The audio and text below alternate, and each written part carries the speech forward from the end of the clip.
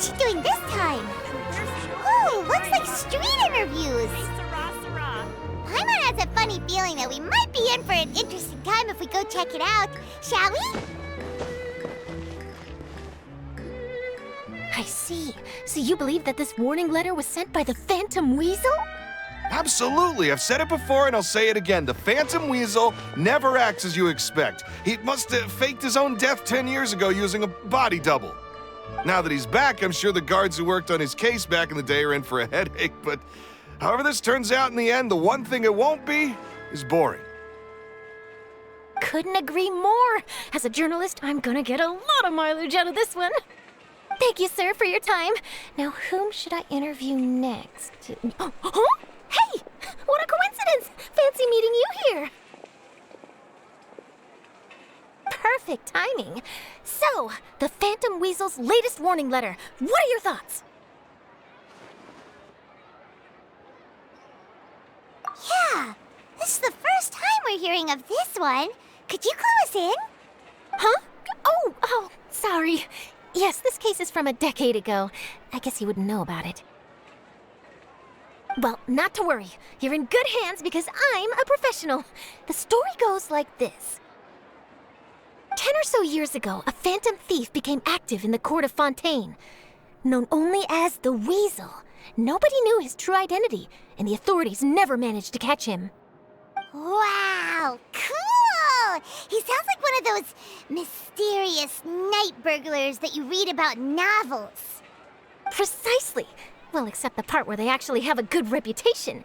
Our Weasel targeted whatever people held dear, and no one was safe from his predations. He would just as soon steal a necklace from a rich merchant's safe as he would a toy doll given to a commoner child for their birthday. I know. The phantom thieves you read about in novels rob the rich to pay the poor, but this guy did not discriminate. Unsurprisingly, this didn't work wonders for his public reputation. Every man and his dog wanted to see him behind bars. Yeesh. So, did they catch him? Not exactly. There's a good chance that the Weasel would still be at large to this day if it hadn't been for an accident 10 years ago. A magician named Caesar fell to his death in a botched high-altitude escape performance. When the police went through his personal effects, they found a hoard of stolen loot and gadgets used for criminal activities. And that was how the Phantom Weasel's identity was revealed to all. Sure enough, thefts in Fontaine went down after Caesar's death. But today, 10 years on, the notorious thief has once again issued one of his warning letters and pasted it on the gate of the Opera Epiclese for all to see. I had to squeeze through the crowd this morning to get a photo as soon as I heard. Here, it's this one. So, this is the warning letter, huh? Let's see what he wrote. 3 days from now, when evening falls, I shall take from you that which you hold most dear at the Opera House, just as you did to me 10 years ago. This is, without a doubt, a clear declaration of criminal intent. After years of laying low, the Phantom Weasel is back with a vengeance. What once seemed like an open and shut case has been blown wide open again. But why has he reemerged now? And what does he want? I sense an epic scoop, and I'm going for it. Uh-oh. If this thief will steal anything that other people value, does that mean even we might be targeted? Really? Oh, let him try. In fact, Paimon's gonna eat all her snacks right now. Let's see what he can do about that. Okay, the people have spoken. It's clear that the public are very concerned about the Phantom Weasel's reappearance. Let's see, I've got a photo of the letter, my interview notes. Yep, that should be enough to form the skeleton of my article. It does feel like something is missing, though. Something exclusive. Who should I interview next? I need someone with a more concrete connection to the Weasel. Is that who I think it is? Lyney! Magic, magician, Caesar! The Phantom Weasel! That's it! Let's go interview Lyney! You see, the original Phantom Thief Caesar was a magician too. And what do Phantom Thieves and magicians have in common? They both have an air of mystery about them. Perhaps there's a connection there. Are you serious? What sort of a deduction is that? Oh, relax. My journalistic instinct tells me that an exclusive news story is beckoning. Let's go. No time for delay.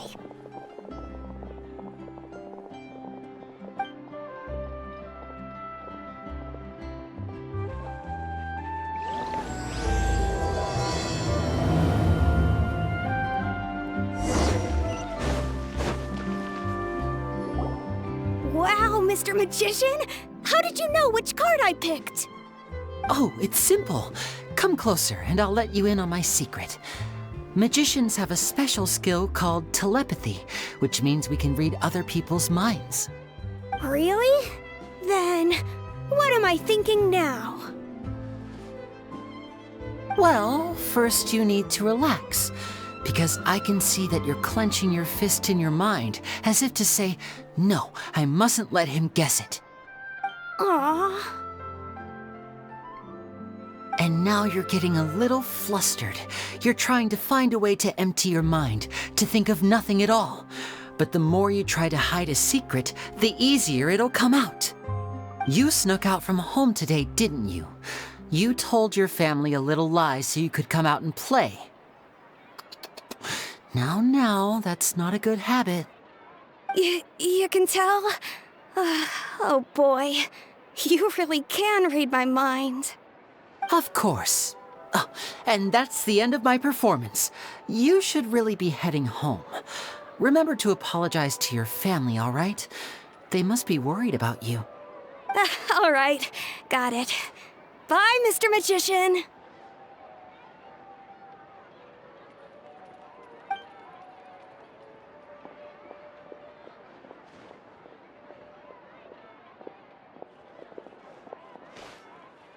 Hey, Lyney? Why, hello. We meet again.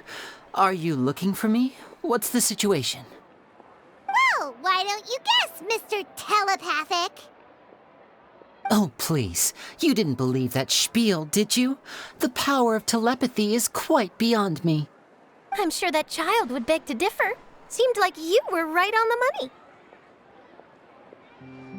money. That was nothing more than a little trickery.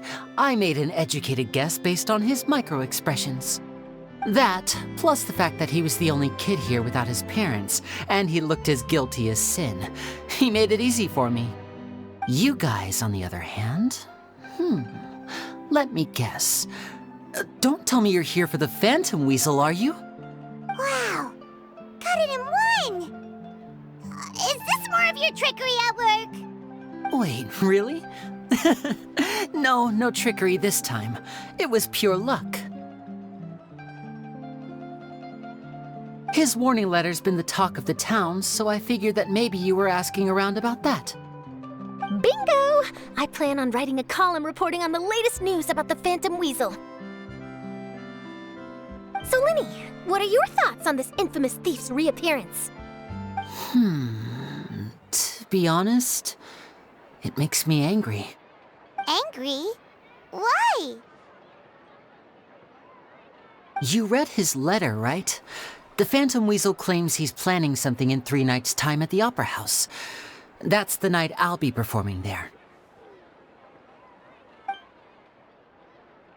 Huh. What are the chances? Wait a minute, you don't think he's after you, do you? Well, if he is, then his warning is clearly a direct challenge to me personally. And if he's not, then it's still going to be a huge headache for me. The mere mention of the Weasel's name is enough to scare people off. So once the contents of that letter get out, barely anyone will be showing up to watch my show. But I've been preparing for this for a long time. I'm not about to let him ruin my big day. This leaves me with only one choice. I have to expose the Phantom Weasel's identity before the show begins. Really? So what you're saying is, we might get to see a live duel between a famous magician and an infamous thief? Wow, this has exclusive written all over it. To be honest, I'm not sure if I'll emerge the victor. The Phantom Weasel is a notorious crook, infamous for his inscrutable methods. You're being far too modest, Lyney. I think your magic tricks are even more inscrutable than those of a thief. Thanks for the compliment, though I have to say I don't care much for the comparison. A lot of people liken magicians to thieves because we both have the ability to make things disappear without the person noticing. But there's an important difference that these people overlook. Allow me to demonstrate with a quick magic trick. Here, I have a flower, just an ordinary flower that was picked not long ago. Watch it carefully now. 3, 2, 1.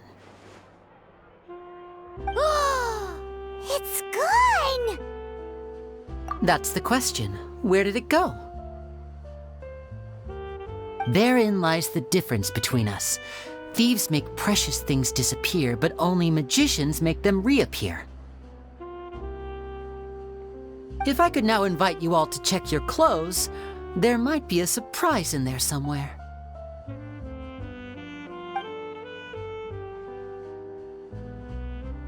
A surprise? Let me see!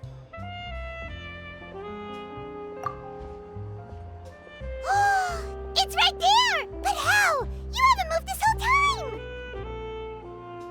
What an outstanding trick!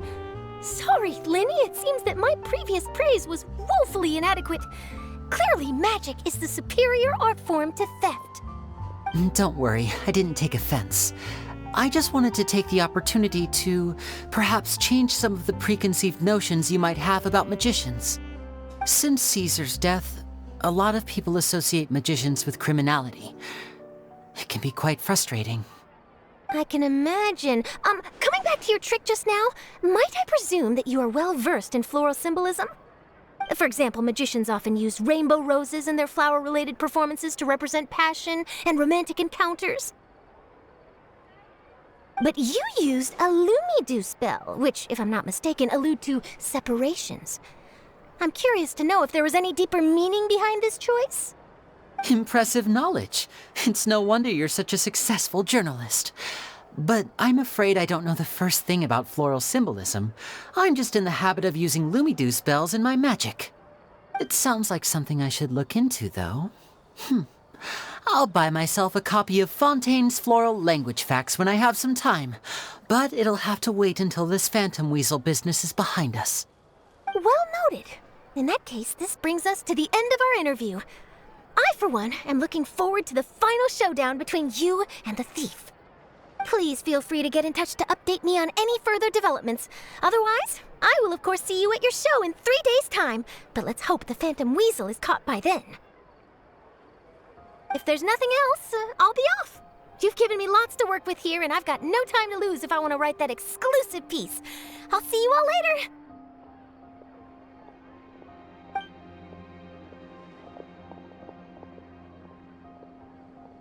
So, Lyney, are you gonna tell us how you did that flower trick now? I'm afraid that's my little secret. Aww. Well, magicians are entitled to their secrets. But Paimon's really itching to know how it's done. You feel it too, right? So itchy! Not so itchy then, huh? Well, since you're so concerned, how would you like to serve as my temporary magician's assistants and help me investigate? Magician's assistants? Oh, that sounds fun! Assistants are technically magicians too! Also, it'll bring us one step closer to figuring out how that darn trick is done! Shall we go for it?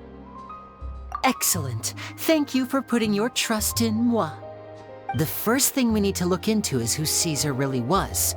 If he truly was the Phantom Weasel, that means that the Weasel is dead, and whoever wrote this warning letter is just a copycat criminal. But if he wasn't the Weasel? Well, that'll make things more interesting. It would mean that the Weasel lives, and he's been laying low all this time in some corner of Fontaine. And if we're investigating Caesar, his fiancée Gemma is a good place to start. Word is that she visits the cemetery often, so I asked Lynette to wait for her there. We should make a move. Let's go and rendezvous with Lynette.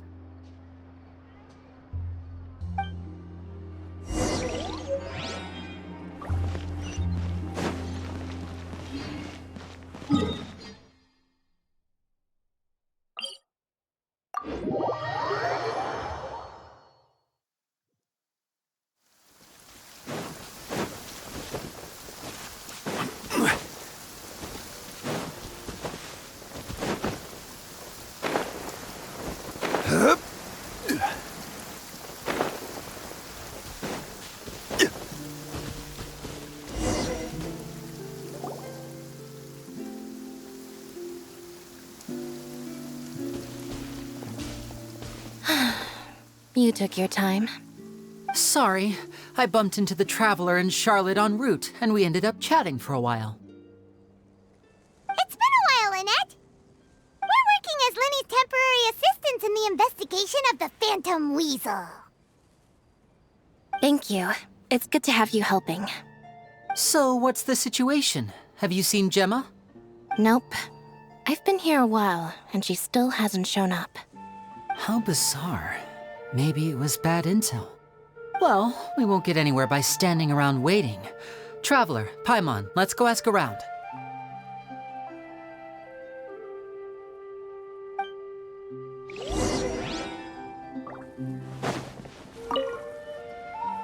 Excuse me, good sir. Do you by any chance know a Gemma?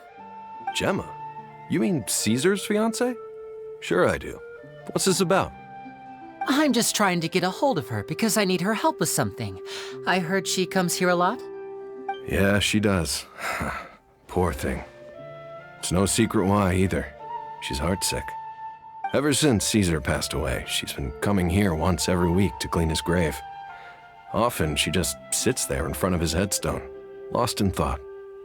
Sometimes she talks to herself. I asked her what she was doing once. She said she wanted to speak to him again. She knows he's gone and can't hear her from the grave, but she just likes to spend time there, telling her fiancé all about how her life is going. And she's been doing this ever since Caesar passed away? Oh, so 10 years. Wow. Their love must have been really strong. I'll bet. Caesar's reputation fell apart after his identity was revealed, so no one else visits his grave. Gemma's the only one who still thinks about him after all these years. I don't know if the mind lives on in the waters after death, but if it does, I'm sure Caesar must be grateful to have someone who remembers him fondly. If I'm honest, I think this is all so unfair to poor Gemma. Her fiancé was a low-life crook. He doesn't deserve someone like her. Anyway, all of that said, she's running later than usual today. Normally, she'd be sitting in front of his grave by now. I wonder if she's okay. Well, that's everything I know, I'm afraid. You might have more luck asking some other people. All right, well, thanks for sharing all of this with us. We'll keep asking around. You're welcome. I just hope she'll be able to move on one day.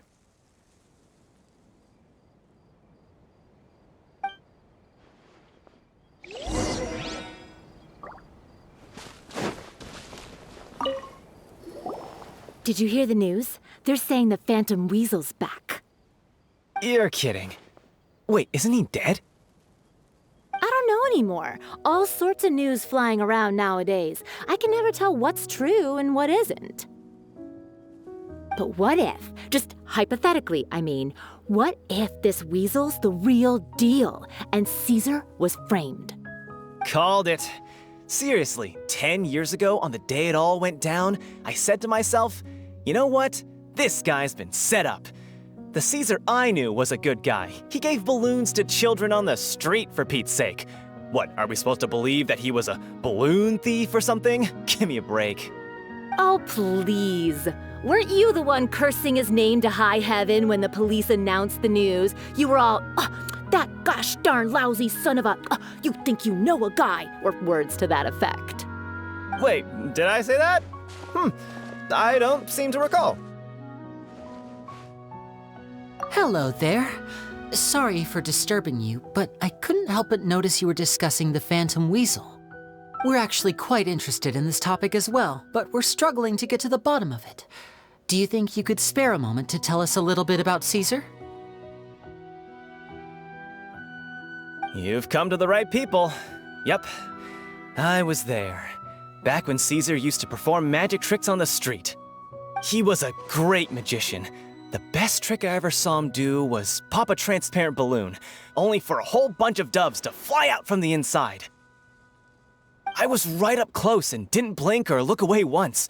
But for the life of me, I still don't have the faintest clue how he pulled it off. Really incredible stuff. I saw him perform too. He always used to bring some gifts along for the kids who came to watch his show, and he'd hand them out after he was done. Sometimes he even got the kids to write their wishes down, and then he'd make the items on the wish list appear in his next show. Huh. He doesn't sound like such a bad guy. But after he died, there were also rumors that he used the wish list to find out what was precious to people, with the intent to steal it later. As I'm sure you know, the Phantom Weasel would steal just about anything from anyone. Whatever the case, now that the weasel is back, Caesar's become a hot topic once more. I bet Gemma must be pleased. If Caesar's name gets cleared, maybe it'll finally give her some solace after all this time. Oh, speak of the devil. That's her over there. If you've got any more questions about Caesar, she's definitely the one to ask.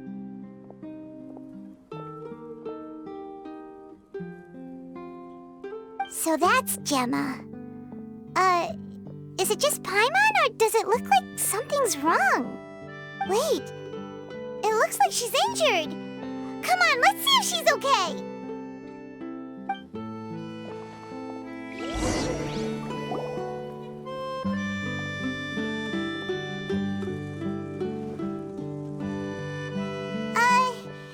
Hi there. You're Gemma, right?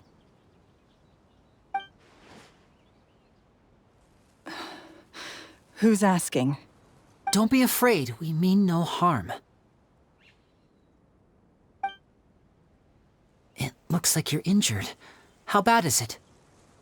Thanks for your concern, but you didn't answer my question. Who are you, and what do you want with me? My name is Lyney, and this is my sister Lynette. My name's Paimon, and this here's the Traveler. We're investigating the Phantom Weasel. The Weasel posted a warning letter this morning. If he still lives, that means that Caesar was falsely accused. You knew Caesar better than anyone else. So if you're willing, we'd love to hear what you think about all this. I promise you can trust us. We won't hurt you. In fact, we'll do all we can to keep you safe. I never believed that he was the Weasel. Huh. I suspected as much. Okay, so going back 10 years, do you remember anything strange in the weeks leading up to the accident? Did Caesar have a falling out with anyone, for instance? No, not that I know of. Got it. All right, sorry for disturbing you. If you don't have any more questions, please leave. I want to be alone with him.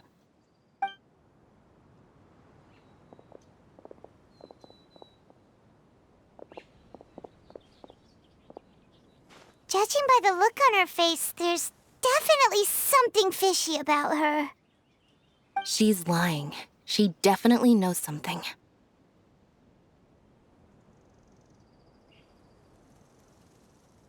That's fair. We're just a bunch of strangers who showed up and started questioning her about things that happened a whole decade ago. It makes sense that she'd be wary around us. In any case, I doubt we'll get any further here, so let's call it a day. Meet me outside Hotel de Boer tomorrow, and then we'll start the next step of our plan.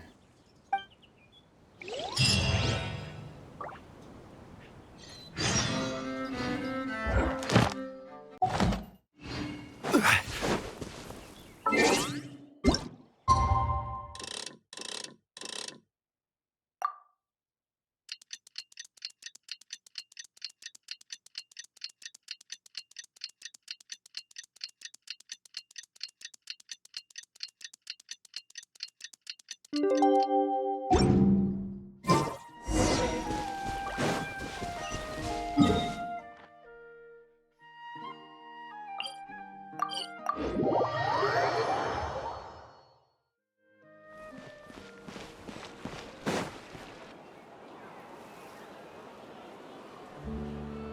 here.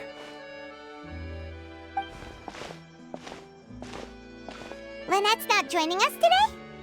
I've had her follow Gemma and see if we can make any inroads with her. They should be at a cafe right now.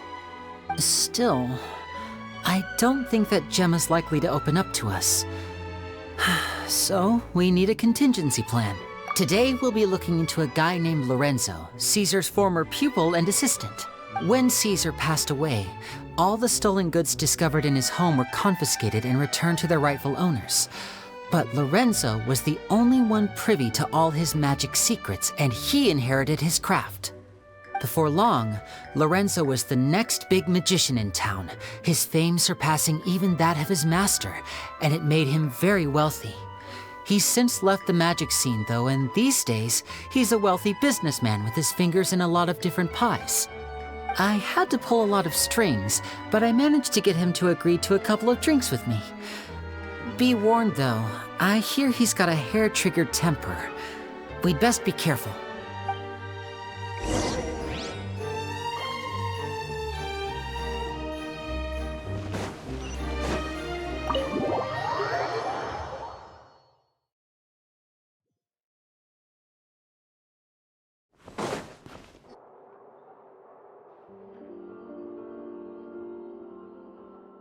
You neglected to mention that you were bringing 2 other people with you. My apologies. These 2 are my assistants. When they heard that I was meeting with the former magic maestro himself, they begged and pleaded with me to bring them along. And if it's no trouble, a couple of autographs would really make their day. Oh, forget the pleasantries, just sit.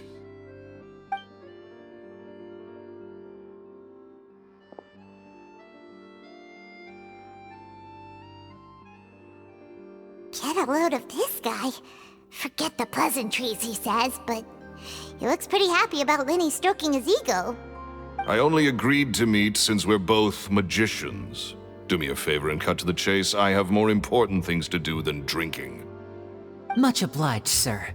As it happens, the matter I want to address is also related to magic. Yesterday morning, a warning letter from the Phantom Weasel appeared on the entrance to the Opera House. He claims to be planning something for the same evening that I'm scheduled to do a magic show there. As such, I believe that I may well be his target. I have to get to the bottom of this to ensure that my show can go ahead as planned. Naturally, any investigation into the Weasel starts with a few questions about Caesar, who... What is there to investigate? Caesar was the Weasel and he's been dead for 10 years. So what if some sick creep thought it'd be funny to write a warning letter? It changes nothing. Are you trying to tell me you actually bought it? Please, sir, no need to get so worked up. I do concede that a copycat is but one possibility. Possibility? It's a fact, Lyney. Look, my patience is limited, so listen carefully while I'm still willing to put up with you. The Weasel is dead. Period. Everyone knows that, so do yourself a favor and quit this investigation. It'll lead you nowhere. Look, if this affects your magic show in any way, I will personally compensate you for any losses. Oh, sir, I'm honored, really. But this isn't about finances for me. My pride as a magician is what's at stake here, Lorenzo. Copycat or not, this person has thrown me the gauntlet, and I must meet their challenge head on. Your pride? Don't mince words with me, boy. Just tell me, what exactly are you seeking to do? I want to find out the Phantom Weasel's true identity. I have to know for myself what really happened 10 years ago. What would that accomplish? And what do the events of 10 years ago have to do with you, anyway? Look, you of all people should know that a magician never reveals their secrets. And in any case, dead men don't talk. So if you really care about your magician's pride, then you'll forget about Caesar and move on. Uh-oh.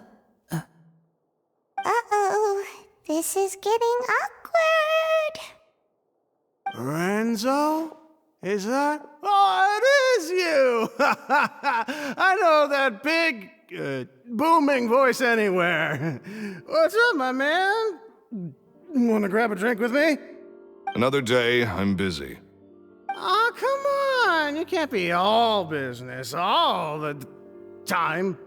You know what they say?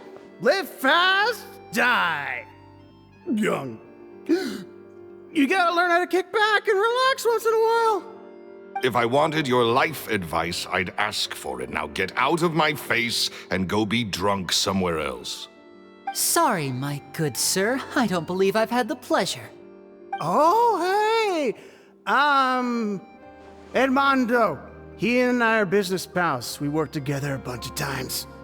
This is your first time meeting him? Oh, he's always like this. Foul-mouthed and hard-nosed. Never heard a kind word out of this guy the whole time I've known him.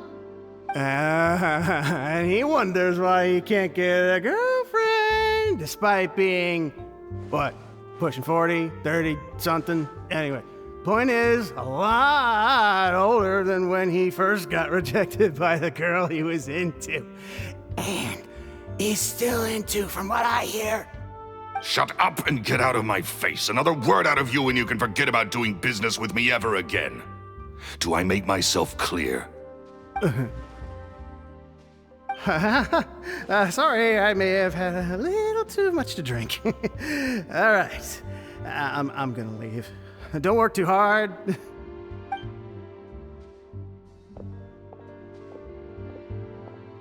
I think it's high time I made a move as well. If you really want to investigate this, Lyney, be my guest. But if nothing good comes of it, don't say I didn't warn you.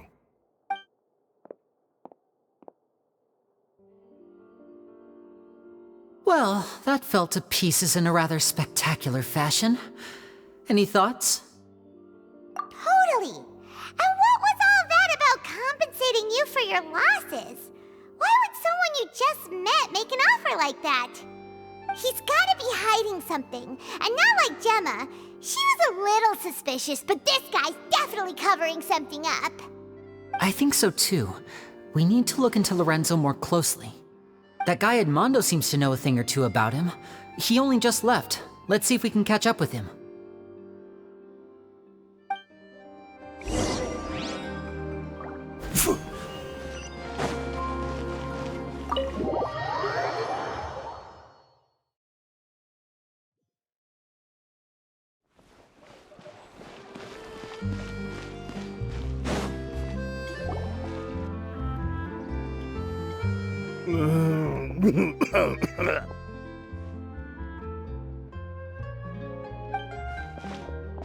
You okay there?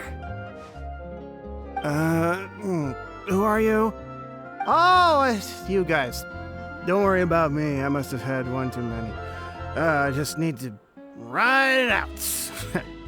I say way too much back there, didn't I? Yeah, I nearly talked myself into complete financial ruin. Note to self, no more drunken chats when Lorenzo's around. So he was serious about threatening to cut you off? Ugh, Paimon knew he was a bad egg. Hey, keep your voice down. Don't go prying into Lorenzo's personal affairs. Bad things happen to people who ask too many questions or make an enemy out of him. What kind of bad things? Don't even ask. I'm sorry, I'm gonna have to cut this conversation short. I'm not crossing that line again. And take it from me, trouble with Lorenzo is one thing you don't need in your life. You saw him flare up back there. I don't know what you said to him, but clearly it touched a nerve. That's not a good sign. You're too young for this. Don't get in over your head. I'm leaving.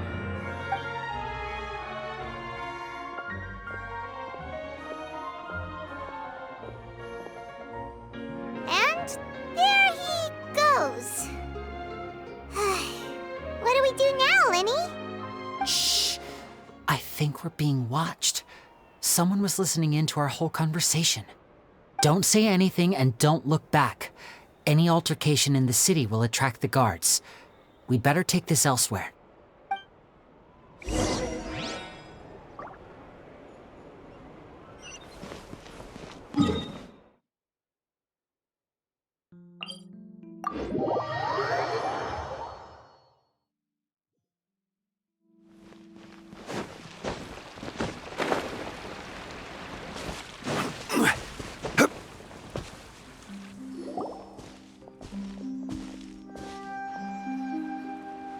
You followed us a long way. Why don't you come out and introduce yourselves? So you're Lyney. And where's your sister? Ain't she with you today? Save us the trouble and go fetch her for us. Let's not drag this out. Paimon doesn't like the tone of your voice, mister! Who sent you, huh? Save your questions, missy. You ain't gonna need answers where you're going. Capiche? Looks like we can't avoid this fight. Now, I'm not the strongest fighter, so I hope you're ready to back me up. Don't worry, we got this!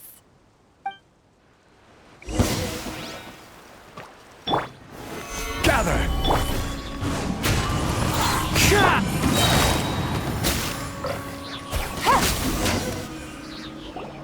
Curses. They're tougher than we thought. Vision wielders are always trouble. Intimidation ain't gonna work like it did on the lady. Come on, let's scram! Hey, wise guys! We ain't through with you yet! Oh, they got away! Did you catch what they said just before they left? Something about intimidating someone else. Sounds like they just wanted to rough us up as a scare tactic, and they've already done it to someone else, but who? You're right. She was injured when we saw her yesterday, and she acted like she had something to hide. Maybe she was too scared to tell us the truth because those guys had threatened her. Well, if that's the case, she should be more willing to open up to us when she learns that those thugs won't be bothering her anymore. Let's head back to the cafe and see if we can get any information from her. Take it easy.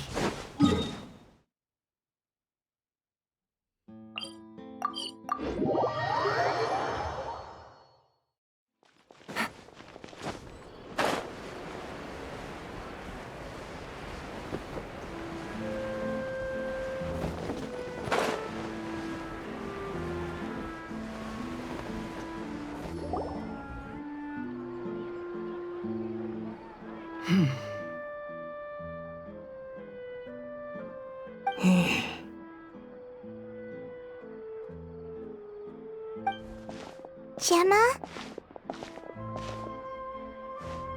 You again. What is it this time? We just ran into the men who've been threatening you, and we gave them a taste of their own medicine. So, you can relax now. We're here to protect you. What? Why? I didn't tell you anything. Why would they come after you? Sounds like they're no strangers to you. That's putting it mildly. I know them all too well, and I hate them with every fiber of my being. It's been 10 long years, and still every time I try to look into Caesar's death, they show up and warn me not to do anything stupid. How do I know I can trust you? Do you really think you can get to the bottom of it all? And why are you doing this? I'm afraid I can't reveal all the details just yet, but I can promise you this. I will expose the Phantom Weasel's true identity. Because you see, this is a personal matter of the utmost importance. I give you my word. Trust me. Okay. How can I help you? I've heard that Caesar used to have a magic workshop where he kept a lot of his personal effects. If possible, I'd like to take a look at them. Do you know where it is? The Fleuve Cendre. But the place was sealed up by the police after his death, and no one's been there since. I also know that the Fleuve Cendre is dangerous territory. Lots of hostile groups lurking around. If you're serious about going there, please be careful. Understood. Lynette, you stay here and take care of Gemma. Don't let her come to harm. Got it. But if I'm staying here, I'm ordering dessert. I mean, bon appetit. But stay sharp, too. They're likely to come for you while I'm away. Okay. All right. Power saving mode off. I'll start taking this more seriously now.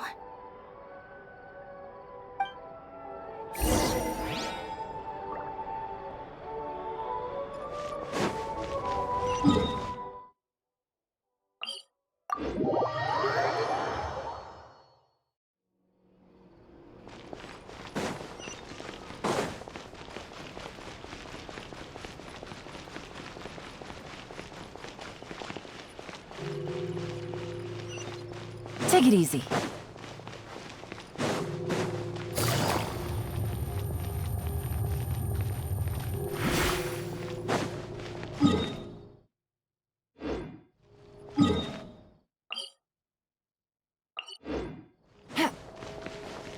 Take it easy.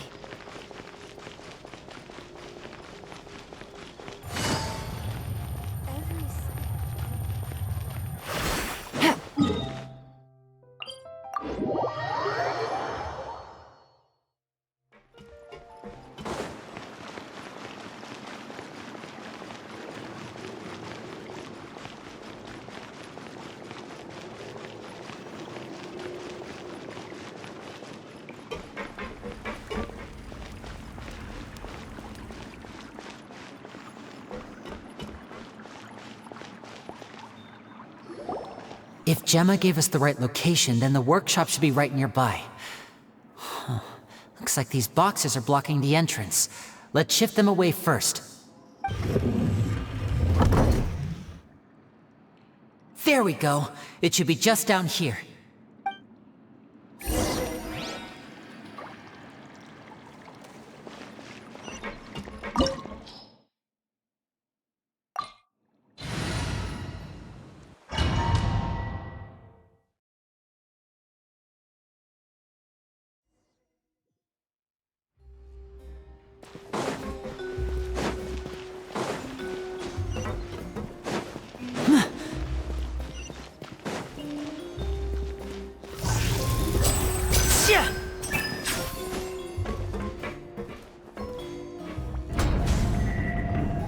So this was Caesar's workshop. Nothing suspicious here, just normal magic props. Let's head in further. What was that? Oh, is this one of Caesar's gadgets? Guess we must have triggered some sort of device.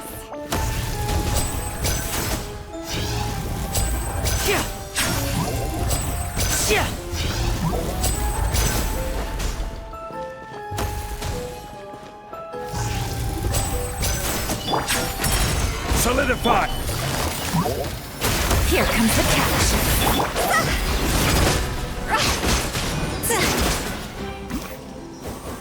Whoa. Look, the doll in the box is glowing.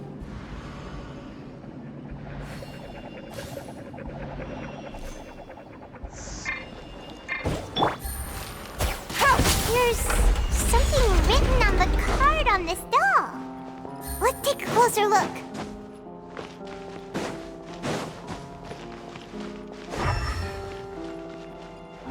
Take it easy.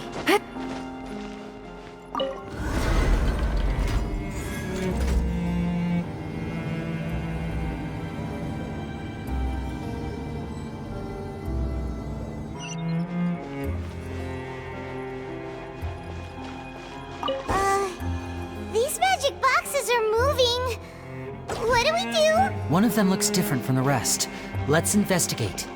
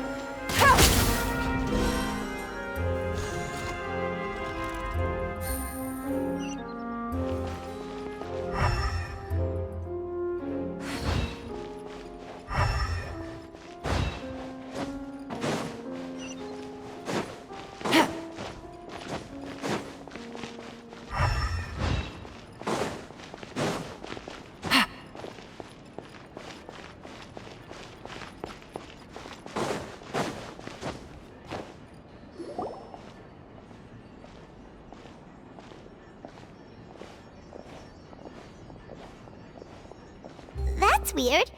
Have we reached the end already? There's nothing here. Maybe this was a wasted trip. This place seems a little too ordinary for a magician's workshop. There's a distinct lack of mystery. We've triggered quite a few devices on the way here. I'm starting to wonder whether Caesar built this whole place as one big, elaborate magic contraption. If so, then there must be more to this place than meets the eye. Maybe a hidden room somewhere. Aha! If I just move this book, then hopefully... and... presto! A secret passageway! How did you know? I'm a magician too, and apparently great minds really do think alike. Looks pretty big inside. Let's head in and take a look around.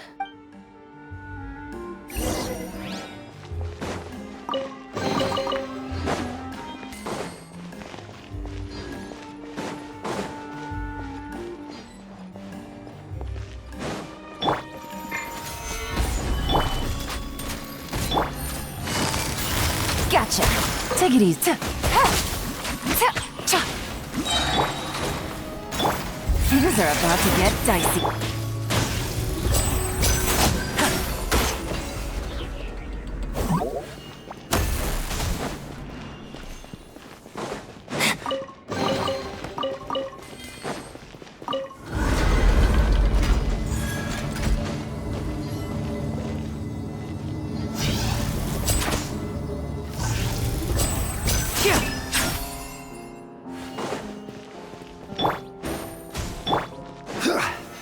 Stabilize!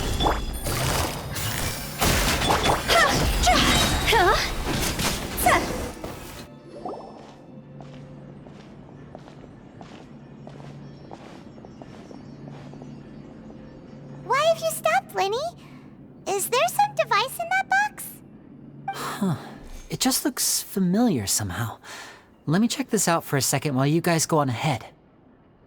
If anyone makes a major discovery, let's rendezvous here. All right, see you in a bit.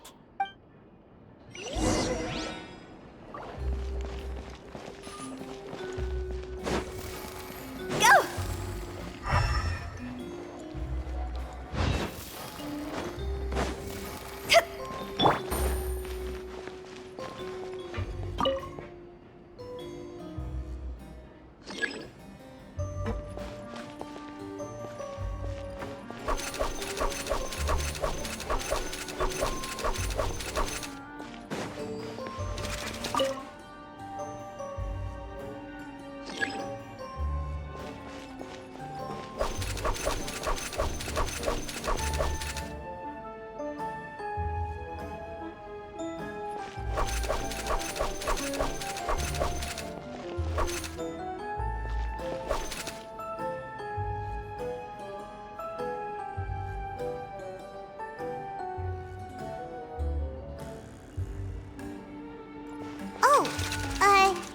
Seems like we can't step on the same tile twice. Guess we've got to finish it in one run, huh?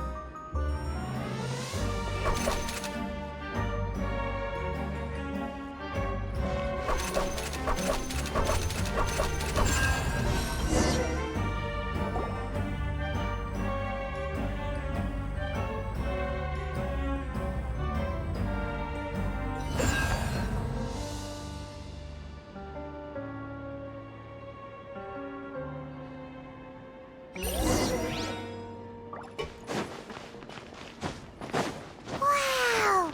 There's a hidden room here! Let's see! Oh, this bookcase is full of Caesar's own notes! He wrote a lot about the principles of magic. Whew. Much too advanced for Paimon. This book's thick as a brick! Let's take a peek inside it, shall we?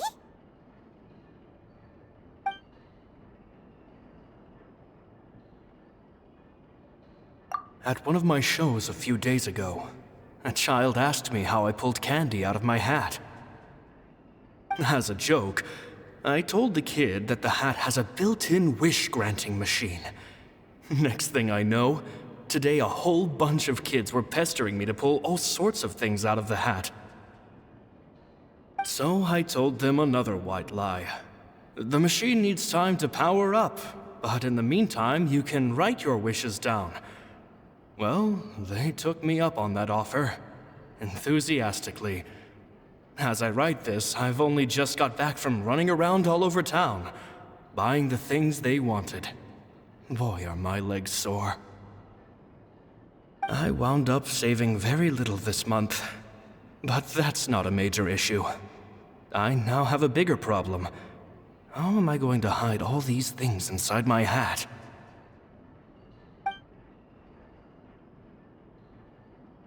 Two children came to talk to me after today's show. I don't know why they were out on their own. They looked much too young to be unsupervised. I do hope they got home safely. Anyway, they said that they wanted me to teach them how to do magic. It's not uncommon for children to ask this, of course, but I've never seen any of them as serious about it as these two. I told them that learning magic is very hard work, but that didn't faze them at all. It's like they already knew. They seemed so committed. I couldn't turn them down.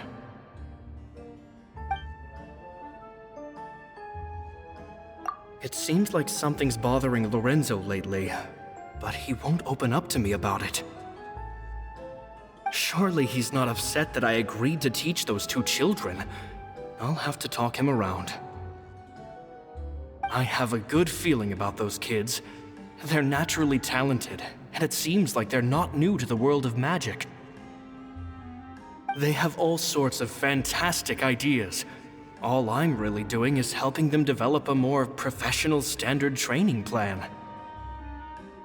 They wanted to call me Master, but I told them they absolutely mustn't.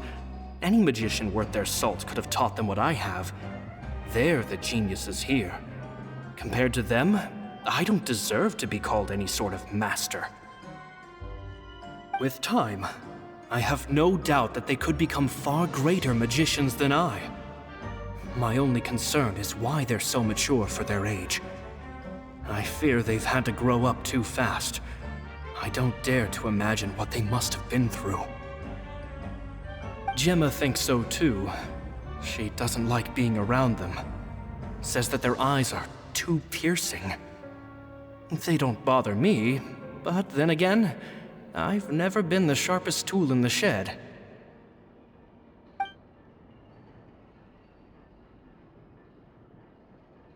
It's nearly time for me to go on tour. I asked the two kids if they'd like to come with me, but they shook their heads. I once overheard them talking about their father and their mission. Sounds like their parents have other plans for them. I guess we'll be parting ways soon. It's only been 10 days since I first met them, but I think that I've gotten a feel for their personalities now. They're very tough, but also very cautious, and they trust no one but each other. This, I fear, is not a good habit to have. They hide things from me too. For example, when I asked them where they live and why they wanted to learn magic, they lied. That's the thing about children.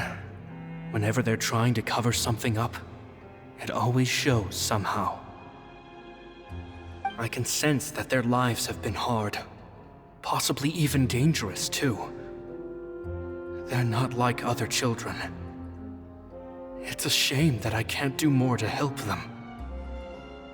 After thinking things over, I decided to tell them a bit about how I see the world.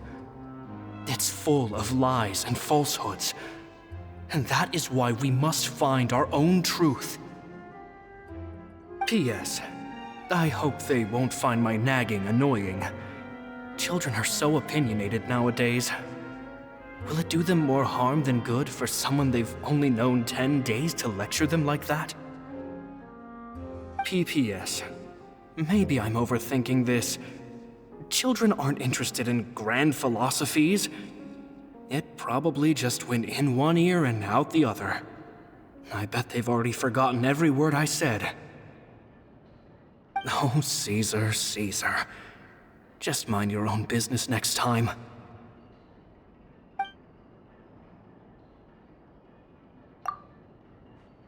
Two magic geniuses with a father and a mission, huh? Sounds a lot like he was writing about Lyney and Lynette, don't you think? So did they meet Caesar when they were kids? Let's go ask Lyney!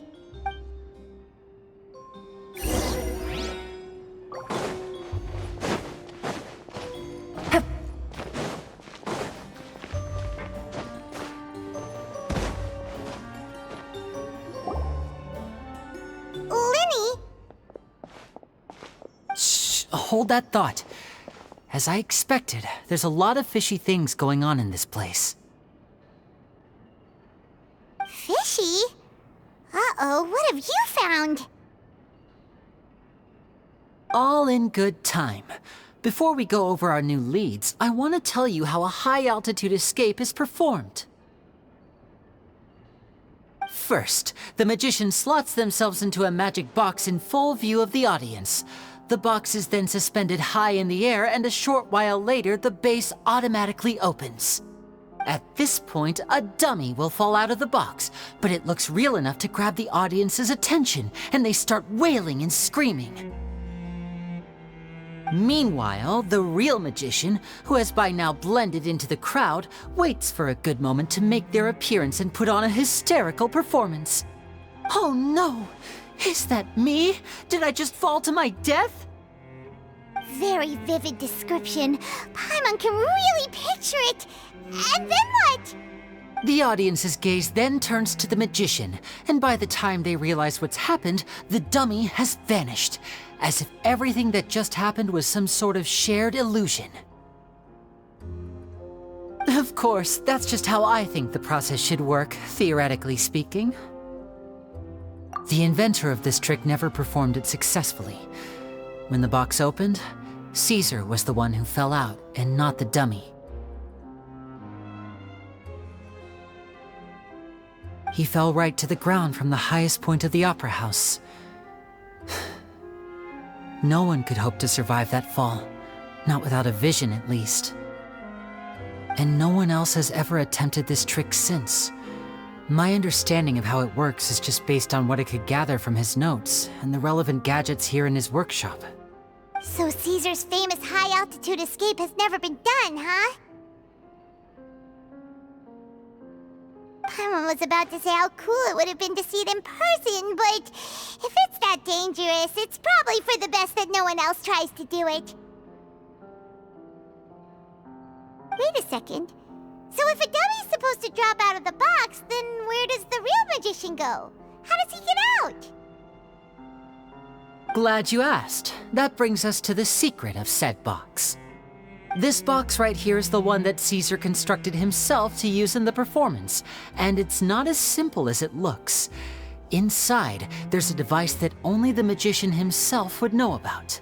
Once the magician's inside and the box is lifted up into the air, the audience's view of the box is fixed at a certain angle. From where they're standing, they have a clear view of the front, sides, and bottom, but the back and the top are now no longer visible. At this point, the magician presses a button inside the box, opening a secret door out of view. He then escapes through this trapdoor onto the opera house roof, waits for the dummy to fall and distract the audience, and quietly returns to ground level. That's way simpler than Paimon imagined. Even Paimon could probably do it. Well, there's a little more to it than that, of course.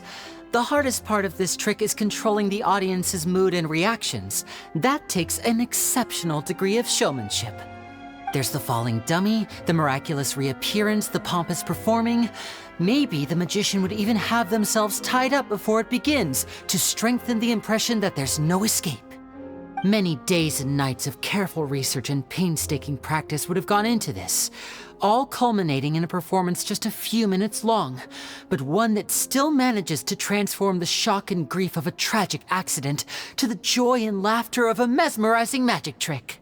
Caesar was a highly accomplished magician. But unfortunately, even he didn't manage to pull it off. So, how did it go so wrong?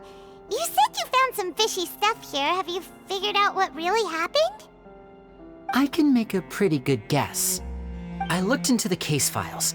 The magic box Caesar was using at the time of his death had the secret button I mentioned positioned on the right-hand side. And, sure enough, he always used his right hand as his dominant hand in public. Okay. Nothing suspicious there. But here's the strange thing.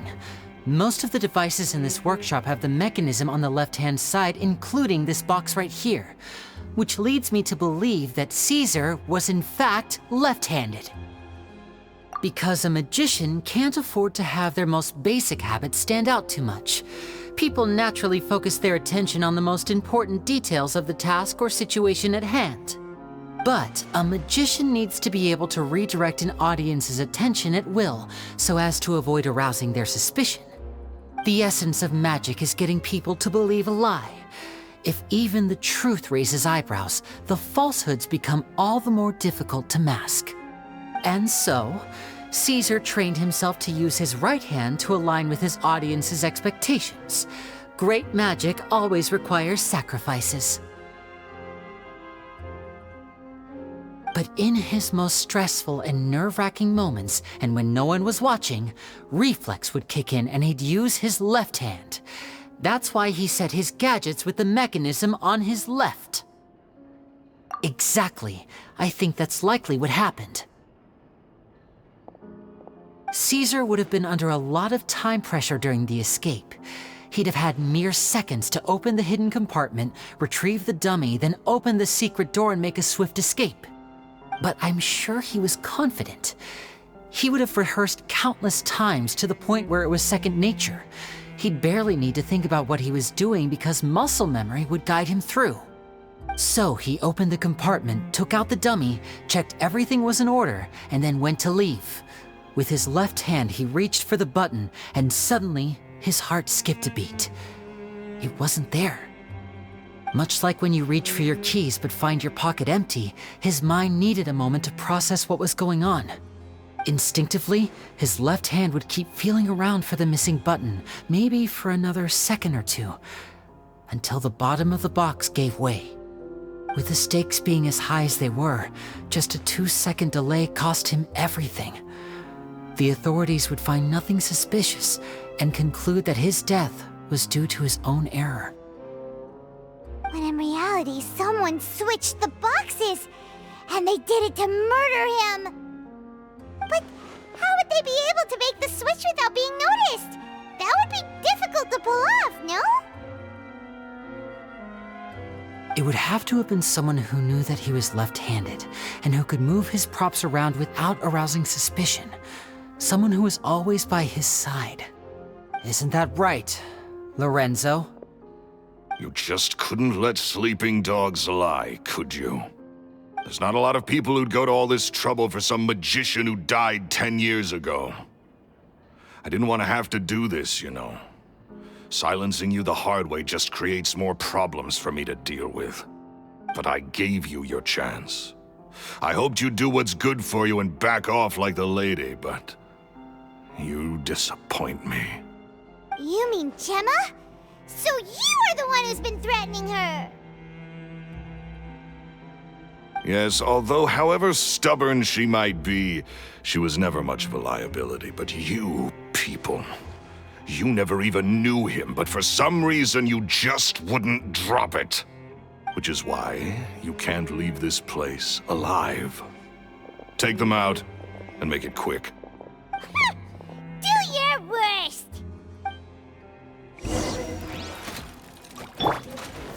Gather! Order guide you! Gee! Cross over! Huh?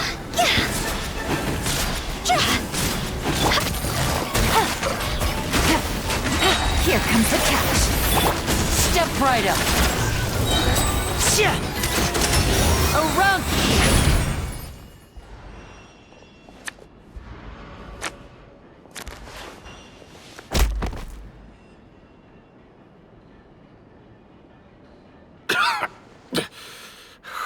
You kids are tougher than you look.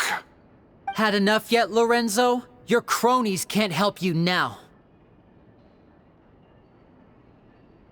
I think it's high time you started talking, and what I'd really like to know is, why did you murder Caesar? If I had a mora for every time you said that man's name.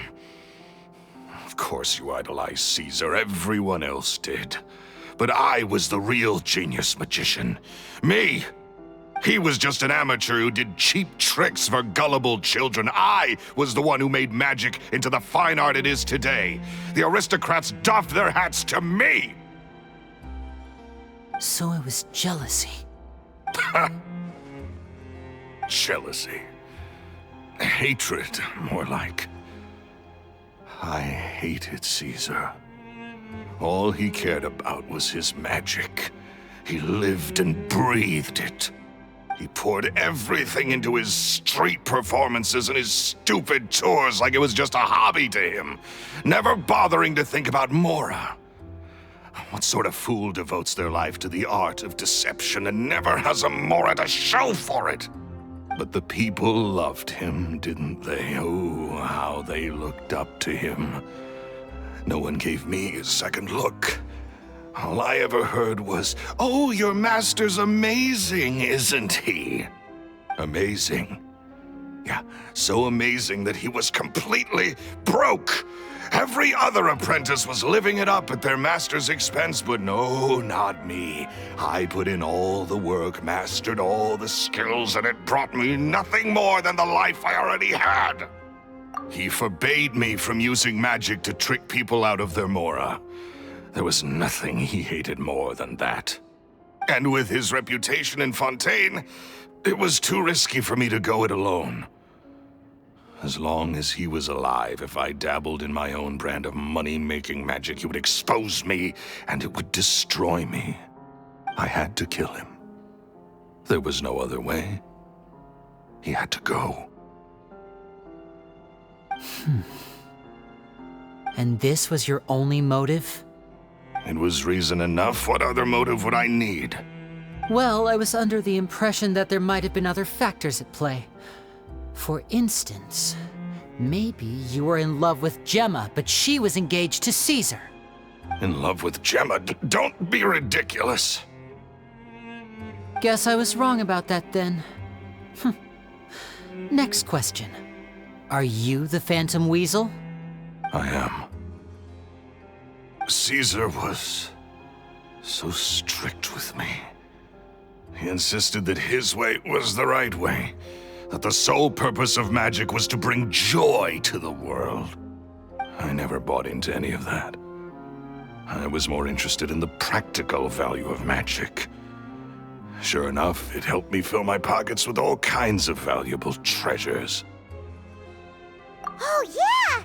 Charlotte told us that the weasel would steal whatever people valued, no matter how much it was worth. That's just how it looked from the outside. What would any thief want with second-rate loot? I've only ever targeted high-value items. I stole cheap things as a way of practicing my craft. It was other people's overactive imaginations that conjured up the preposterous image they then dubbed the Phantom Weasel. So that's the story, huh? Well, I hope you're ready to tell it all over again during your trial. What choice do I have? You're a pack of wolves, and you've got me between your jaws. You've seen what's here, and my last-ditch effort to stop it getting out has failed. What else can I do? So be it. I've enjoyed power and wealth for the last 10 years, the likes of which Caesar could never give me. I wouldn't choose for things to end this way, but I regret nothing. Very well. In that case, I'll contact the guards. Traveler, Paimon, keep an eye on Lorenzo for me. I'll meet you just outside the workshop when I'm back.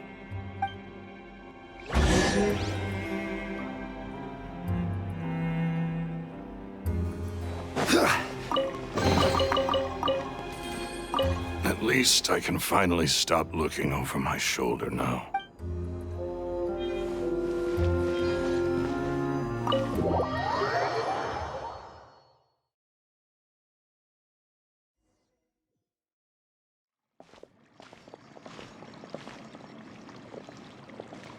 Lyney has told me the whole story. Lorenzo, do you confess to the murder of Caesar and to framing him for the Phantom Weasel's crimes?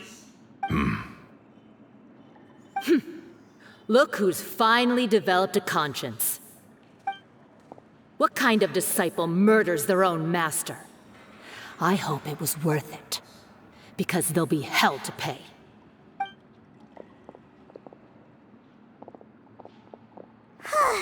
Looks like it's all over. What should we do next, Lyney? Should we start preparing for your show? Let me think. Let's rendezvous with Lynette and Gemma first. With Lorenzo in custody, Gemma will no longer have to fear for her safety. Good point. We should go tell Gemma the good news right away. It'll give her some peace of mind for sure.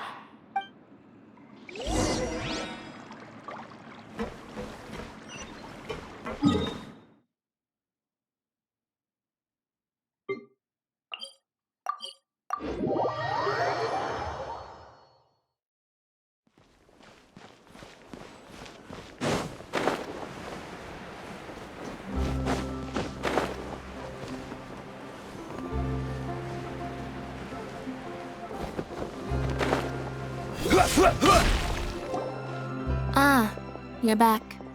You were so quick. I've only just finished my third dessert. Your third? Lynette, come on, we've talked about this. Everything in moderation. You're not gonna have any room left for dinner now. It's fine. I'll shift to exercise mode and jog off the excess sugar. That's besides the point. Well, it's done now, but try to eat a more balanced diet in the future. Point taken. Did everything go okay? Of course! Lorenzo was no match for us. The guards are taking him into custody as we speak. Gosh, that's amazing. I'm sorry, I still didn't know if I could trust you, but now it seems I can. I had my suspicions about Lorenzo, but It's okay, we understand. He did threaten you. Paimon would find it hard to trust strangers in your position too. But you don't need to be scared anymore. Everything's gonna be okay. Sorry. My emotions are all over the place right now. I've been waiting for this day to come for so long. I always wanted to report Lorenzo. He took all of Caesar's property, which I found suspicious, but I had people watching me all the time, so I couldn't risk looking into it. I was so afraid. I was scared he'd do something terrible to me, and then no one would be left to visit Caesar's grave. So I never had the courage to speak out. Thank you all. Truly, thank you so much.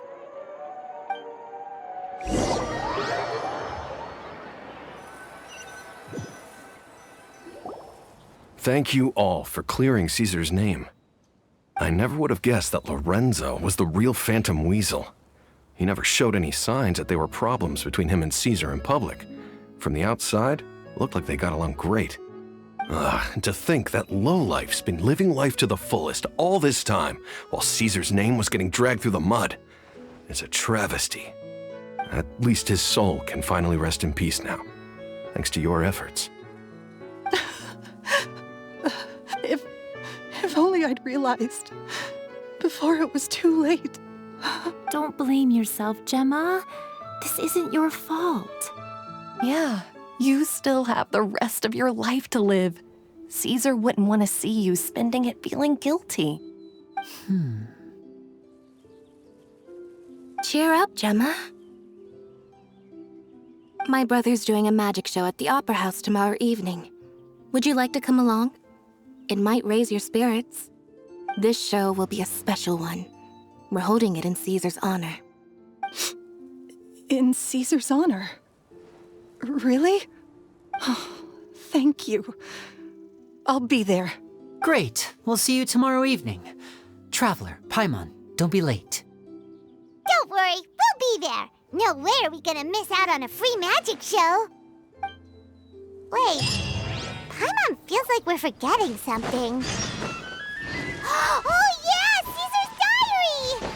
We never found out if the two kids Caesar taught magic to were Lyney and Lynette or not. Lyney changed the topic back in the workshop, so we didn't get a chance to bring it up. Oh well, guess we'll just have to ask Lyney tomorrow evening.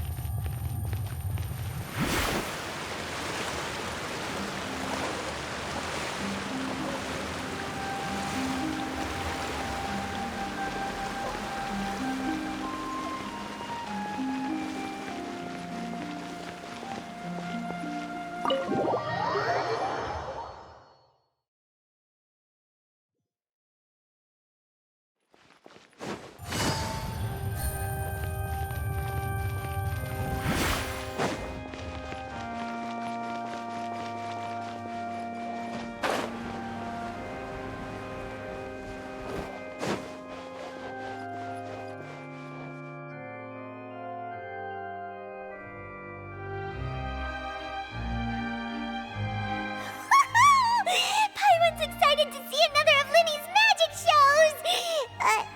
Wait. Lynette, shouldn't you be on stage by now? Not this time.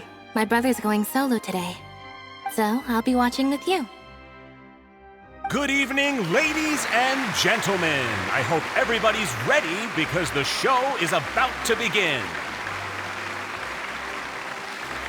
The great magician Lyney has prepared a spectacular show for us all tonight, concluding with an all-new grand finale that no audience has ever seen before. Wow! A new trick!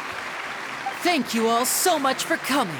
Now, prepare to join me on a journey through the mystical and miraculous.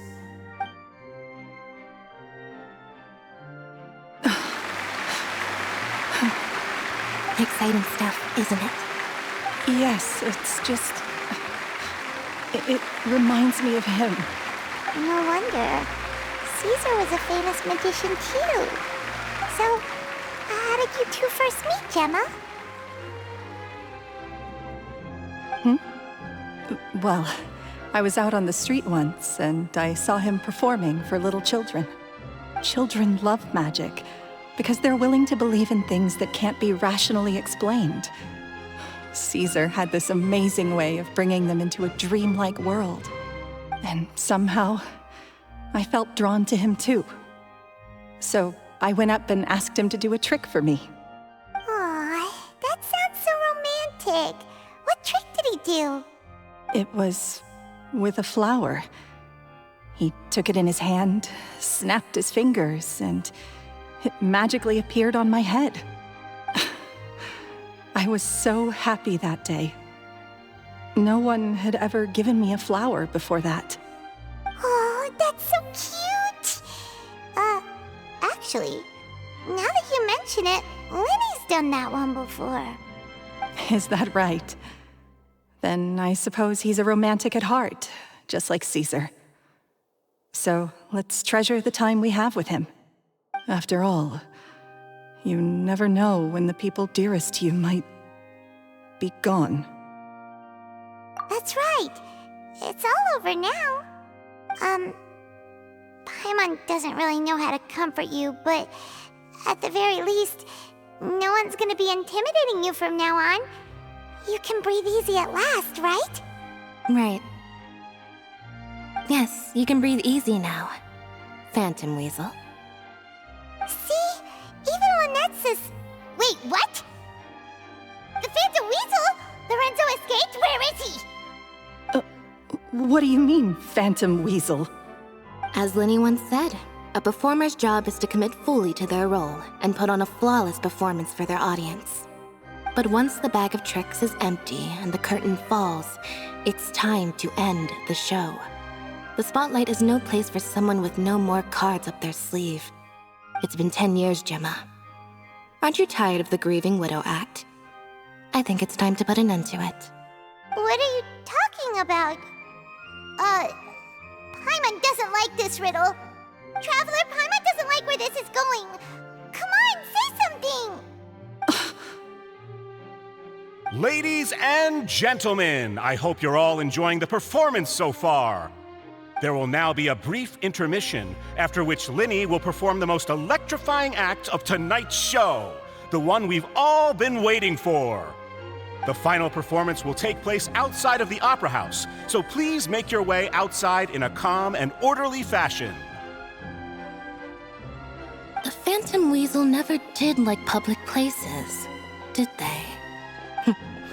Don't worry, this place will be quiet soon. Let's talk somewhere else for now.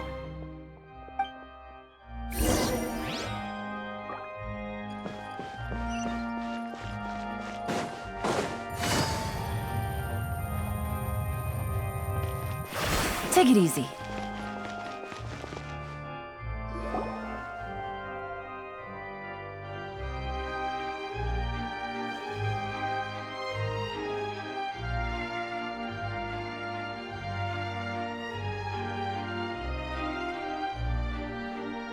Dear me, this is awkward, isn't it?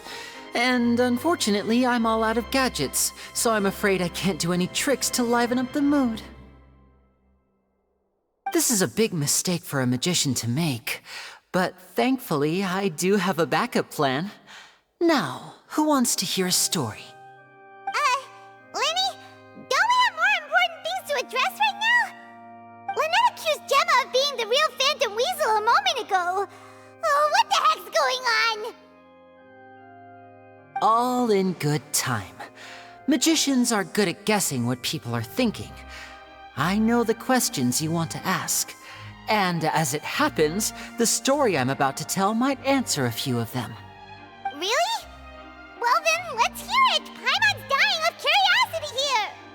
Let's go back to the very beginning.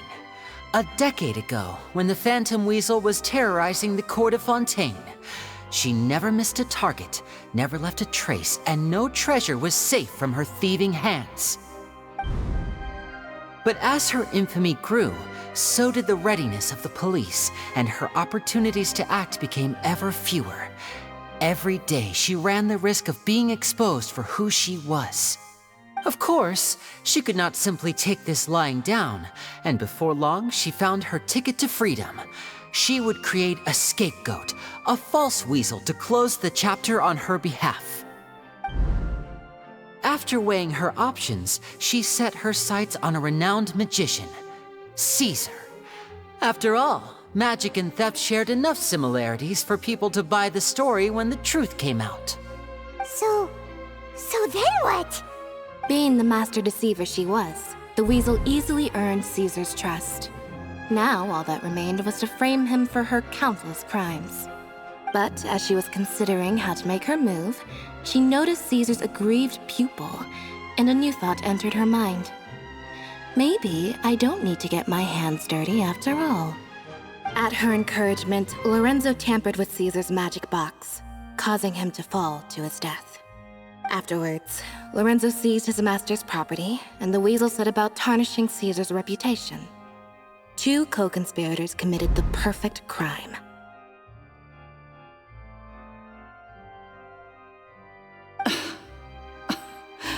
I've got to hand it to you. You're both exceptional storytellers. It's enough to make even me wonder whether there was really another mastermind behind all this, pulling the strings. But I just have one question. You seem to think that I am the villain in this tale. What's brought this on, Lyney? Is it something that Lorenzo said? Don't worry, Lorenzo said nothing at all. But I never believed that he was the weasel, and in fact, my investigation only made me more certain of that. He was too forthcoming with his confession, as if there was something else he was trying to hide.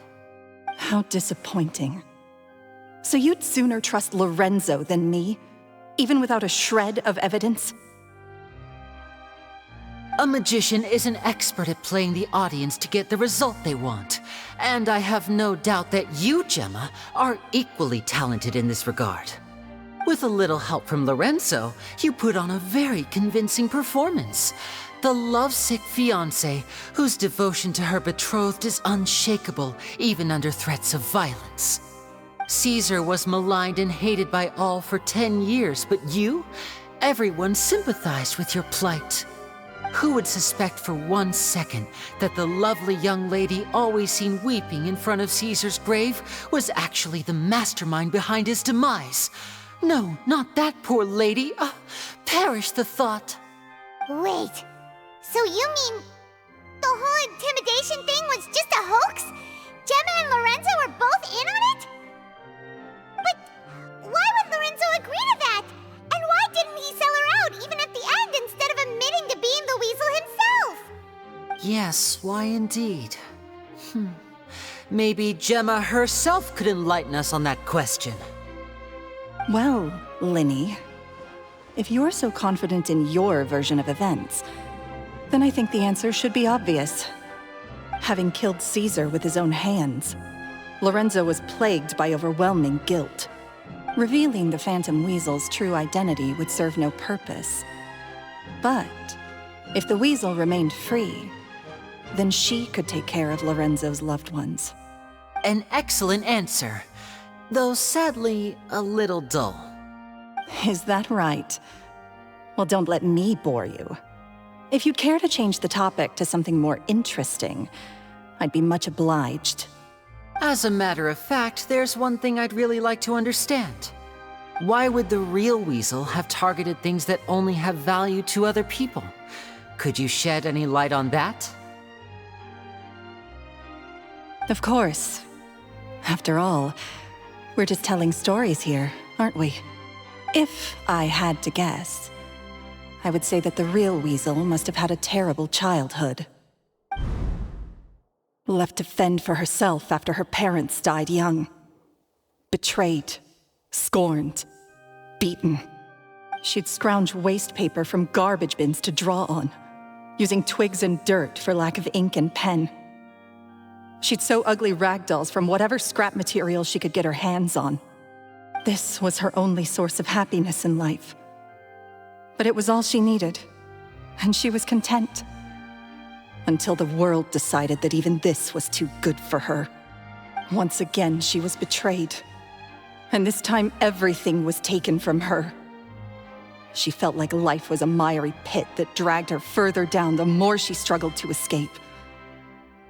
At that tender age, she should have been happy. Instead, she stood in the shadows and watched with envy as all good things in the world passed her by. This was a fate too cruel for anyone to bear. Her pain became a breeding ground for dark thoughts. Thoughts which festered and grew into a twisted solution to her troubles. I detest the happiness of others, in all its forms alike. I will rob them of everything they hold to be good and true, and it will fill the void in my soul.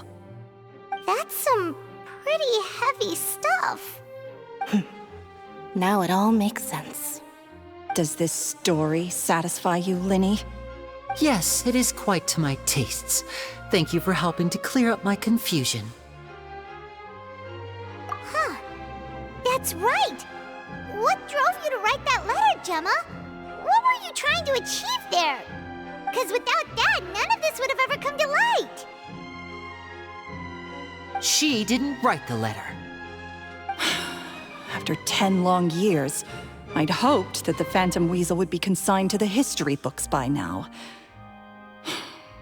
But it seems like someone still wasn't ready to let her finally be at peace. Lyney, Or should I call you the Phantom Copycat now? You were the one who posted that letter outside the Opera House. But why?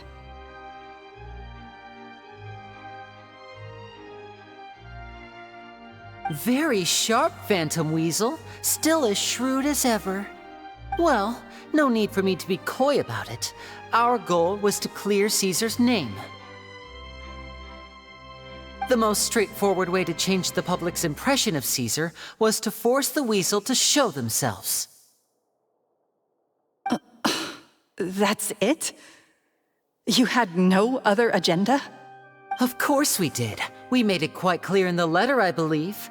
I shall take from you that which you hold most dear, just as you did to me 10 years ago.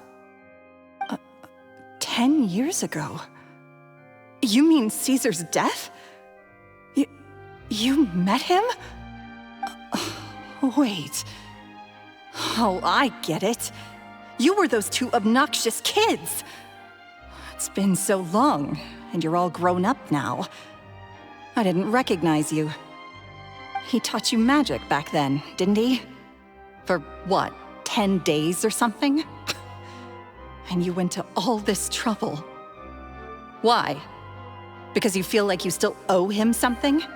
We remember all our debts, however great or small. 10 years ago, Caesar's reputation was torn to shreds, and his legacy was thrown out.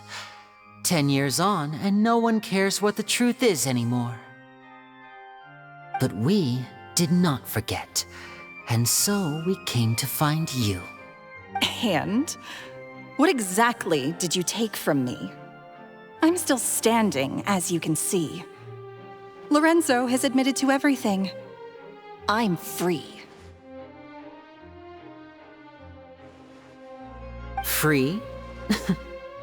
Do you really think so?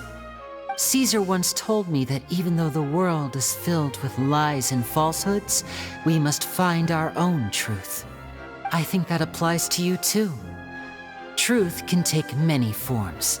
Prized possessions with nostalgic value, fervent hopes and dreams, and irreplaceable people. Life took many things from you, and those wounds never healed. When they ached unbearably in the dead of night, stealing became your way of numbing the pain. What are you trying to say? I'm saying that for the last 10 years, you've been living a rather uneventful life. Perhaps that's because you found something other than a life of crime to fill the hole? Back to Lorenzo for a second. He murdered his own master, played along with your act, and took pains to make sure any suspicion would be directed towards him. But what did he have to gain from all that? He knew who you were and the things you'd done, and despite that, he was willing to give everything up for your sake. He's the reason that you haven't felt the compulsion to steal in all these years. You're more than just accomplices in murder. You're the only real friends each other has. So I think you know, deep down, that he is the only truth you have in your life. But that truth is gone now, and I guarantee you, you'll never see it again. Congratulations on your freedom, Gemma. Your freedom will cost you dearly. From now on, you'll be all alone in a world full of lies and falsehoods. I do hope you'll be able to bear it. You've still got a long life ahead of you after all. Gather round, one and all. The time has now come for the amazing Lyney to perform his final act in tonight's show. I'm sure you're all wondering what he has planned for the grand finale. Well, wonder no more, for the answer is a death-defying high-altitude escape. A high-altitude escape? I'm sure you all remember the magician Caesar. This was the very trick that led to his fatal fall, after which he was dubbed the Phantom Weasel. But we have now learned that Caesar was wrongly accused, and that the real Weasel has now confessed to their crimes. Guess that's my cue to leave. Whew. I've been practicing this one for ages now, but I'm still a little nervous. Traveler, Paimon, I hope you enjoy the rest of the show. There may be a lot of people watching tonight, but you alone are my true witnesses.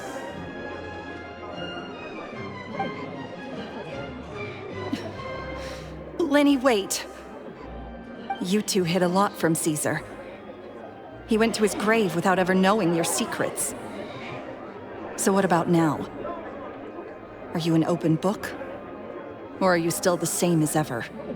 You don't have to tell lies to end up isolated and alone. One day, you'll end up exactly where I am today. Maybe then you'll finally understand. You're wrong. I'm nothing like you.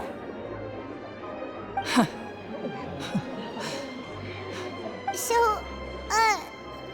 what are we, doing now? Like Lyney said, when you're ready, let's head outside and watch the show. But what about Gemma? She'll figure out what's best for her soon enough. Oh, and if you'd like to see Lyney after the show, you know where he'll be. The usual haunt. All right. Well, let's go and watch Lyney's finale then. This trick's a pretty dangerous one, but he should be able to pull it off, right?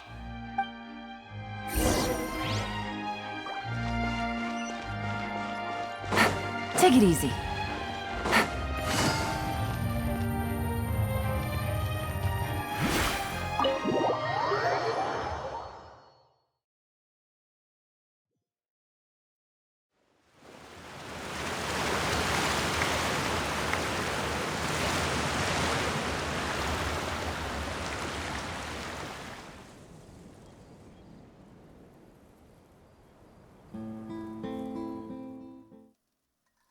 Magic should be mysterious, surprising, and defy logic. Magic is hard work. Every single movement has to be practiced thousands of times. It's alright. We're used to that.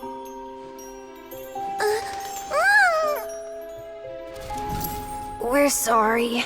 You've taught us so much, but we can't tell you the whole truth. It's okay. Do you still remember what I told you? This world is full of lies and falsehoods. I only hope that one day you can find your own truth. What about you? Have you found your truth? Magic is my truth. I want to perform a magic trick so great that people will always think of me when they talk about it. For a magician, what greater honor could there be? Look! Behold! Lyney is sealed inside the box. Will he manage to escape? 10 years ago, Caesar attempted this very trick, and it was at this precise moment that...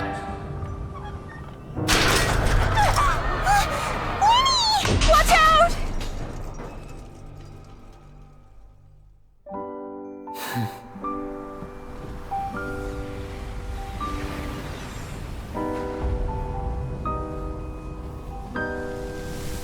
Mysterious.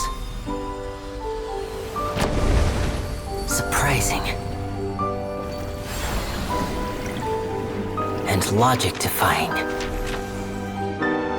Isn't that right? This honor belongs to you, Caesar.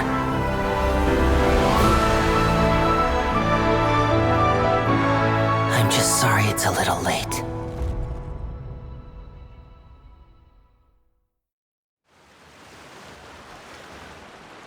Did you see that? 1 minute he was falling, and the next, he turned into flowers.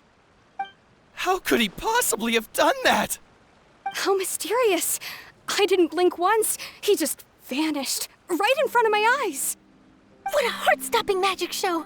This was really worth the trip. Caesar's name has finally been cleared, and Fontaine's new star magician Lyney has fulfilled a wish on his behalf. Oh, I couldn't ask for a better grand finale. It will make a great headline for the Steambird tomorrow, even if I do say so myself. Whew. Looks like everyone really loved Lyney's grand finale. Paimon doesn't didn't see Lyney anywhere. Where'd he go? Oh, Lynette said he'd be waiting for us at the usual haunt. But, where is that? Oh, you mean the one where Caesar's buried? Yeah, that's probably it. This whole magic show kinda seemed like Lyney's way of saying goodbye to Caesar. So it makes sense that that's where he'd be afterward. Alright, let's go look for him there.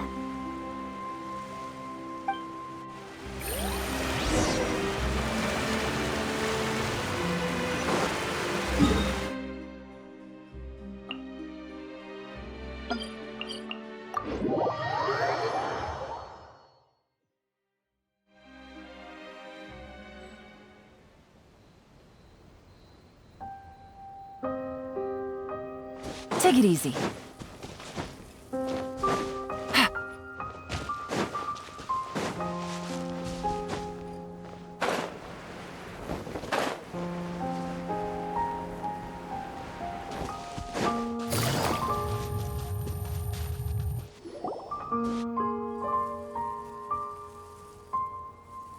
Lyney! There you are. Are you alright? Paimon was scared to death when the chain broke. Paimon was sure something had gone horribly wrong. Magic is a performance art. A magician has to get creative to keep the audience on tenterhooks. That's our job. So I tweaked Caesar's original setup a little to keep it fresh. I was honestly a little nervous during the live performance. The thought of falling, suddenly feeling weightless, seeing the sky and the ground spinning and spinning. Sometimes, I can't help but wonder what Caesar thought in those final moments. Did he regret taking Gemma and Lorenzo on? Or did he believe that it was his own slip-up right until the end? You know, Paimon's been wanting to ask you about something ever since we were in Caesar's workshop. You learned magic from Caesar once, didn't you? When was that? After I joined the House of the Hearth. To be honest, Lynette and I had an agenda when we approached him. I told you about my past before, remember? As a young boy, I survived by secretly learning magic from street performers. I'd watch their tricks and try to figure out how they were done. But I quickly realized that observation alone could only get me so far. What I saw was the polished final performance, but the rigorous training they put in behind the scenes remained invisible to me. I needed to learn how to improve my sleight of hand, hone my misdirection skills, and make niftier props. We were gifted enough that we'd made some progress by ourselves, but without proper guidance from a professional magician, we quickly plateaued. So that's why you sought Caesar out? Yes. We figured there was no harm in asking, but it took us by surprise that he was so willing to teach us. In all, we only spent 10 short days together, but he was very good to us. By contrast, we hid so many things from him. For instance, when he asked why I wanted to learn magic, I answered, "It's my passion." But in truth, there was already a lot more to the story by then. After being taken in by an aristocrat for our magic talent, then betrayed soon after, this was no longer about me doing what I loved. What amazed me was how the lie escaped my lips even as I was hesitating over whether to tell him the truth. Trust is a beautiful thing. Sadly, I'd forgotten how to trust by then. Lyney.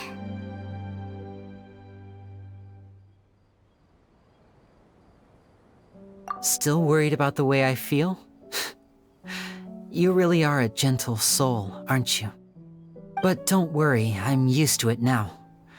From the mansions of the elite to the House of the Hearth, lies and selfishness have followed me and Lynette everywhere we go. After Caesar went on tour, we became busy with our missions. The next we heard of him was that he'd fallen to his death, and was now declared to be the Phantom Weasel.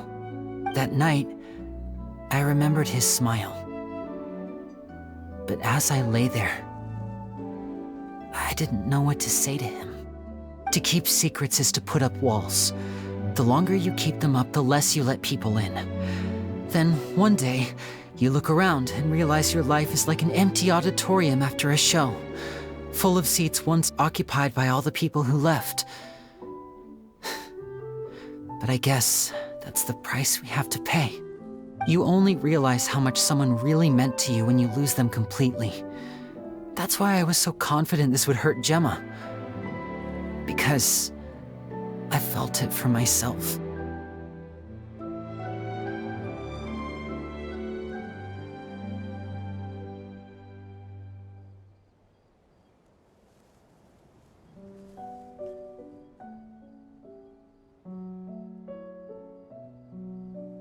Yeah, cheer up, Lyney.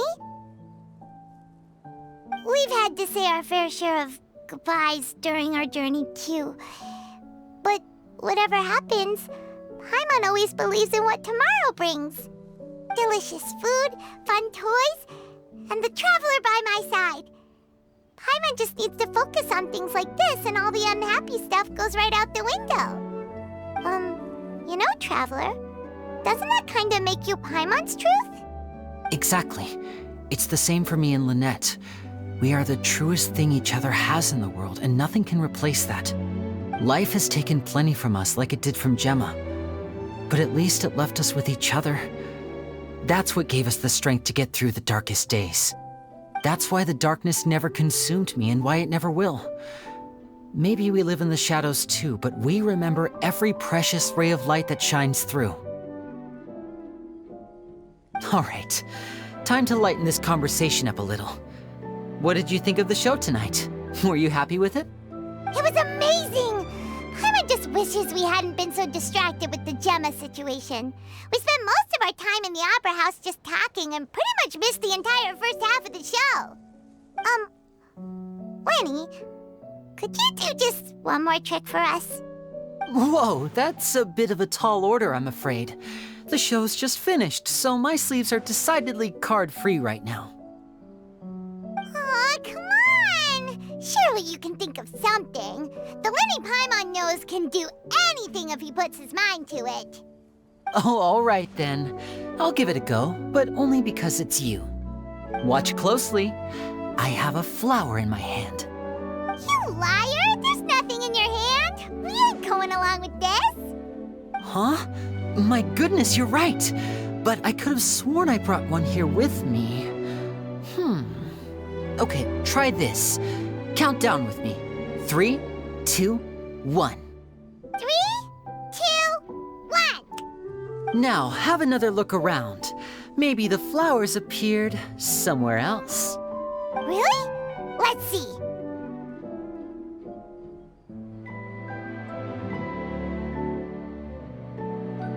Wow, there it is!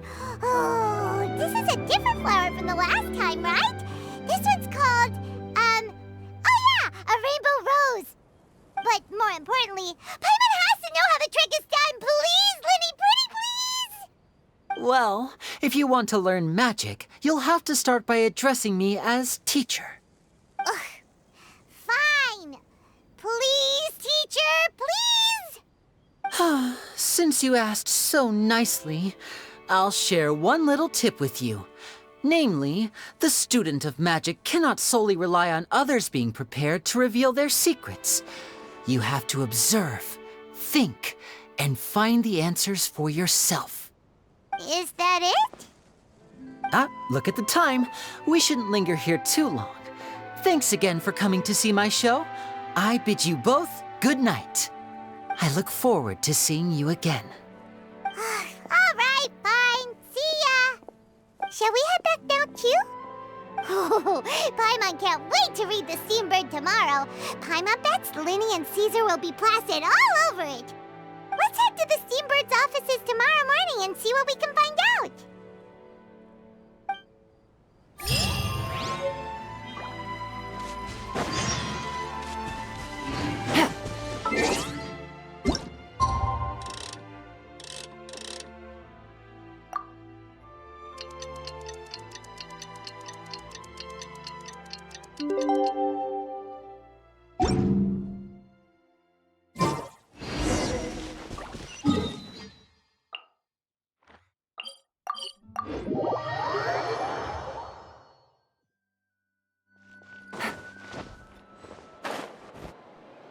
I'm very sorry, Charlotte, but my sister and I are quite busy today.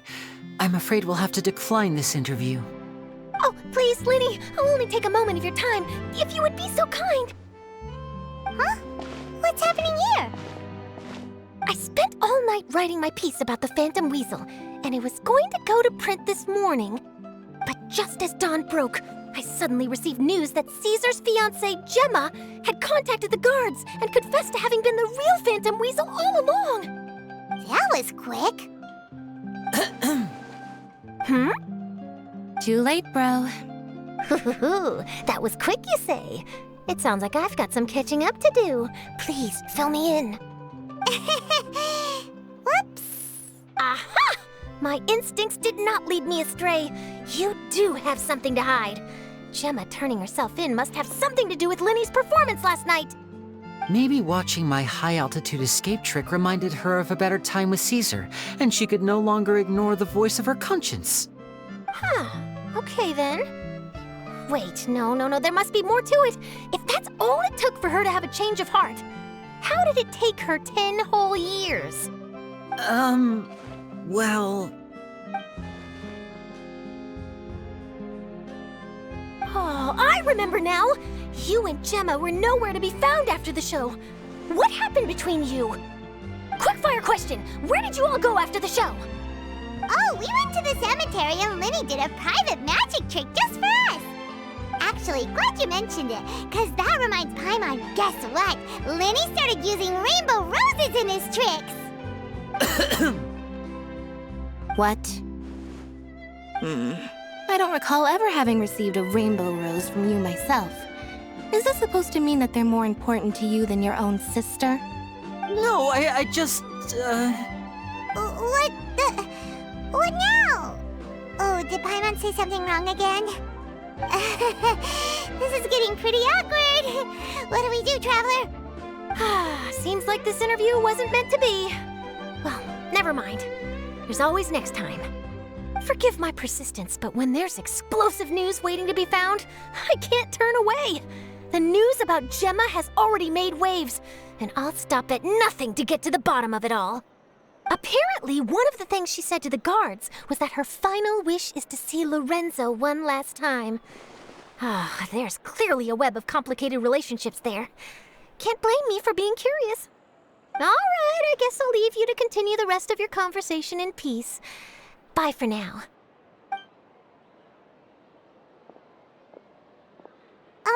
Lynette? Paimon didn't mean to... Don't worry, I wasn't angry. I was just trying to distract her. Oh, really?